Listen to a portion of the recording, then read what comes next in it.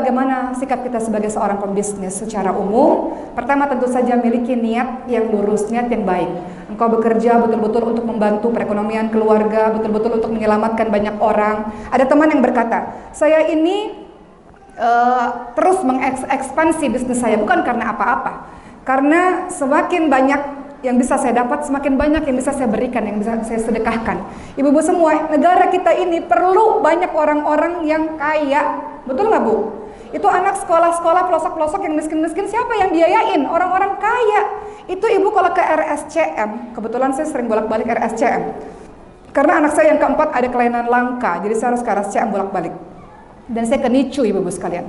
Di situ, di NICU RSCM, saya masuk ke NICU-nya, itu ada 60 bayi yang di NICU, yang orang tuanya sebagian pergi karena anak itu ada kelainan langka, bentuknya berbeda, ibu-ibunya pergi. Siapa yang tolong mereka? Orang-orang yang berharta. Dari segi kesehatan, kalau nggak punya uang, bagaimana kita bisa bantu banyak orang di luar sana? Apalagi semua orang, semua hal, kalau kita punya harta kita bisa bantu. Khususnya orang-orang Indonesia ini, teman-teman semua. Jadi miliki niat yang lurus untuk kita berbisnis. Dengan bisnis ini bisa bantu, awalnya adalah untuk keluarga besar dan orang yang lebih banyak. Kedua, ketika berbisnis, miliki, tidak hanya berbisnis, tapi dalam semua kehidupan kita, memiliki tauhid yang kokoh. Apa itu maknanya tauhid? Engkau tahu bahwa engkau minta, engkau berdoa secara sederhananya, engkau mintanya, bergantungnya hanya kepada Allah Subhanahu wa Ta'ala. Kadang-kadang kita ini punya masalah, sibuk cari kesana kemari, lupa melibatkan Allah dalam kehidupan kita. Maka bergantung penuh kepada Tuhanmu. Yang buat sukses itu bukan orang lain. Memang engkau ikhtiar maksimal, tapi yang membuat engkau sukses adalah Allah Subhanahu wa Ta'ala. Miliki tauhid yang kokoh, engkau berdoa betul-betul kepada Allah. Dan ingat, teman-teman sekalian, yang bikin bisnismu lancar Allah, yang bikin engkau menjadi orang pandai Allah, yang buat engkau menjadi orang hebat Allah. Jangan seperti Qarun di dalam Al-Quran. Qarun itu ketika miskin, dia taat kepada Allah, dia saleh, dia banyak ibadah kepada Allah. Ketika dia kaya, apa yang dia lakukan? Oh, kehebatanku karena diriku sendiri, kecerdasanku, kekayaanku karena kerja kerasku sendiri. Dia lupa Allah yang menjadikan dia kaya raya, menjadikan dia hebat, menjadikan dia pandai. Justru ketika kaya sombong dan meninggalkan Allah. Makanya Allah benamkan Qarun dan harta-hartanya. Makanya sekarang kita sering dengar harta karun mungkin terinspirasi dari kisah Qarun. Ibu sekalian ya. Karena Allah benamkan, gampang sekali bagi Allah. Hari ini kita masih berjuang. Ya Allah Bu, gampang bagi Allah, kata Allah. Nah, udah saatnya nih melesat, gampang bagi Allah. Udah di posisi atas, gampang bagi Allah menjatuhkan, betul? Gak ada yang abadi, teman-teman sekalian. Jadi miliki rasa bahwa semua yang engkau dapatkan semuanya Allah yang memberikan. Dan juga teman-teman sekalian, ada satu nasihat yang sangat indah yang diberikan oleh Nabi Muhammad kepada sahabatnya yang masih muda, namanya Ibnu Abbas radhiyallahu anhu. Apa kata Nabi? Jagalah Allah. Apa maksudnya jagalah Allah? Ikuti semua perintah-perintah Allah yang engkau mampu. Niscaya Allah akan menjagamu. Niscaya kamu akan mendapatkan Allah ada bersama dengan dirimu. Jika kamu memiliki permintaan, mintalah hanya kepada Allah Subhanahu wa Ta'ala. Jika kamu membutuhkan pertolongan, minta tolonglah kepada Allah Subhanahu wa Ta'ala. Ketahuilah, seandainya seluruh manusia bersatu untuk memberikan manfaat kebaikan kepadamu, maka tidak akan dapat melakukannya kecuali dengan sesuatu yang telah Allah tetapkan untukmu.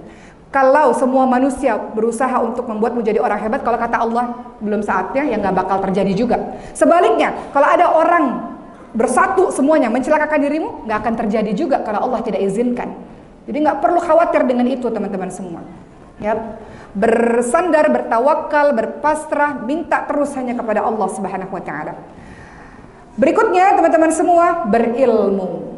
Dalam berbisnis tentu ada ilmu yang harus kita pelajari. Tentu saja ilmu dalam bisnis dan sebagainya, namun juga ada ilmu agama. Semua orang-orang yang mengaku hamba Allah, apapun profesinya, tetap wajib dia memahami agamanya, belajar tentang agamanya. Apa kata Sayyidina Ali bin Abi Thalib? Barang siapa yang berdagang namun tidak memahami ilmu agama, maka dia khawatir terjerumus ke dalam riba. Dan kemudian dia akan terjerumus ke dalam riba itu terus menerus dan sebagainya. Jadi kalau nggak belajar ilmu agama, nanti jadi kemana-mana. Jadi berdagangnya dengan cara yang batil, dengan cara yang buruk. Tadi Ustaz Safwan mengatakan ada yang menyakiti orang lain, ada yang menipu dan sebagainya. Kita nggak mau seperti itu. Itu bukan akhlak dari orang-orang Islam. Orang-orang Islam itu punya karakter, apa karakter Rasul? Al-Amin, jujur, terpercaya. Bahkan sebelum jadi Nabi, semua orang mengatakan dia Al-Amin, orang yang jujur, terpercaya. Kalau barangnya buruk dibilang buruk, kalau barangnya bagus dibilang bagus. Makanya repeat order terus. Nabi Muhammad itu pedagang yang jujur. Maka itu juga menjadi diri kita, menjadi jati diri kita. Punya akhlak yang baik menjadi seorang pedagang. Saya nasihat untuk diri saya, Ibu sekalian. Saya juga manusia yang banyak salah dan banyak dosanya.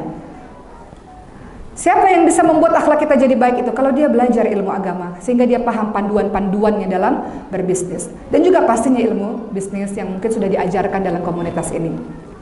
Kemudian yang keempat, apalagi yang harus dimiliki oleh seorang pembisnis ataupun profesi lainnya? Profesional.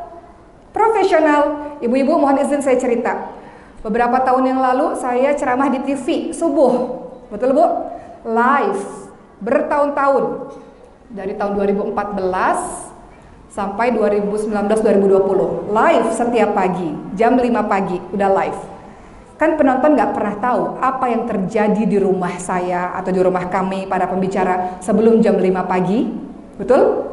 Mungkin ada masa selama bertahun-tahun itu ada masa berantem suami istri, tapi jam 5 pagi harus Assalamualaikum semuanya, apa kabar? Dengan begitu bahagia seolah-olah tidak terjadi apa-apa. Betul nggak Bu? Mungkin di dalam sebelum jam 5 pagi itu ada anak yang harus dibawa ke UGD, ke rumah sakit, nangis-nangis perlu ibunya. Namun jam 5 pagi begitu kamera on, live dari seluruh Indonesia, kita membahas sesuatu, kita memberikan sebuah kebaikan pada orang lain, sementara diri kita pun mengalami kesedihan yang sangat luar biasa. Apa namanya? Profesional. Begitu pula dalam bisnis kita, teman-teman semua. Kami saling mengingati satu sama lain, karena pada suatu masa ada satu pembicara, ada satu persoalan yang dia sangat sedih, dan itu terlihat di wajahnya di jam 5 pagi itu. Namun saya katakan, orang lain, mereka tidak perlu dan tidak mau tahu apa yang terjadi dalam kehidupan pribadimu. Yang mereka mau tahu adalah mereka mau dapat pencerahan yang baik, mereka mau dapat wajah yang baik, yang tersenyum untuk menyemangati mereka. Kesedihanmu simpan untuk dirimu sendiri dan adukan kepada Tuhanmu. Namun kepada orang lain tidak begitu. Jadi profesional di sini maksudnya adalah kadang-kadang kita ini ibu sekalian, masalahnya ada di mana, kebawanya kemana-mana, ya Bu. Jadi kalau guru saya mengatakan kita harus punya tombol, kapan on, kapan off. Sedih nih, lagi sedih, tekan tombolnya, matiin dulu sedihnya. Saatnya profesional ketika melakukan sebuah pekerjaan. Nanti kalau udah di rumah lagi, kembali kepada Allah, baru tekan lagi tombolnya. Secepat itu engkau menekan tombolmu itu untuk merubah dirimu menjadi orang yang profesional dalam setiap keadaan. Begitu ibu-ibu sekalian, karena kalau kita terus-menerus terbawa perasaan dengan apapun itu, kita jadi tidak produktif, tidak profesional dalam menjalankan tugas. Oleh karena itu, dalam bisnis dibutuhkan yang namanya kedisiplinan, mental yang stabil dalam menjalankan bisnis ini misalnya, dan itu bisa dimiliki oleh orang-orang yang stabil keadaannya. Siapa yang menstabilkan dirimu? Allah Subhanahu wa taala. Berikutnya, karakter yang harus dimiliki, kata ulama, ada beberapa hal yang menjadi penghambat rezeki. Yang pertama, tidur pagi atau bangunnya siang. Kalau kata orang Jawa, rezekimu dipatok ayam gitu ya. Malos bangun siang. Karakter nggak begitu. Umat Islam itu karakternya adalah bangun di awal hari, bahkan sebelum subuh. Kemudian yang kedua adalah dia yang sedikit sholat, sedikit kurang hubungannya dengan Allah Subhanahu wa taala. Engkau ingin bisnismu lancar, engkau ingin semua usahamu lancar, tapi hubunganmu dengan Tuhan yang memberikan rezeki kepadamu tidak lancar. Bagaimana itu bisa terjadi, teman-teman semua? Jadi sedikit sholat itu menjadi penghambat rezekimu. Kemudian yang berikutnya adalah bermalas-malasan, malas. Kita menjadi penonton keberhasilan orang lain, malas. Mereka bisa berhasil bukan tanpa kerja keras. Mereka kerja keras, semua orang waktunya sama 24 jam. Tapi kenapa dia berhasil? Kenapa kita enggak? Karena kita banyak rebahannya misalnya. Dan mereka orang yang tekun, orang yang disiplin, orang yang sungguh-sungguh. Kemudian adalah sifat khianat. Sifat khianat, berkhianat, nggak boleh. Kita ini bukan orang-orang yang berkhianat. Umat muslim punya karakter yang bukan menjadi orang yang pengkhianat, bukan. Dia ketika berjanji dia tepati. Ketika dipercaya dia begitu amanah, dia tidak khianat.